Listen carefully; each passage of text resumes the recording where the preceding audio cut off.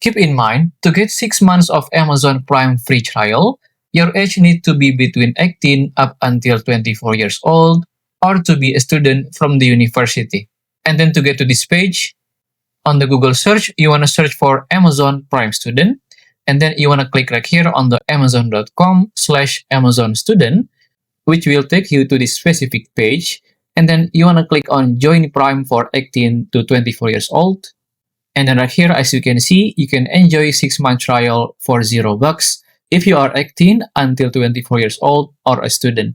So you can verify yourself as a student, or you can just choose on verify as a young adult.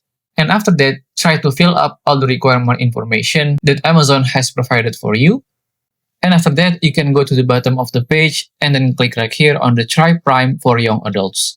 If you still have any question, just comment down below and I will try my best to assist and help you guys. And that's how to get 6 months of Amazon Prime free trial. If you find this video useful, please consider like and subscribe.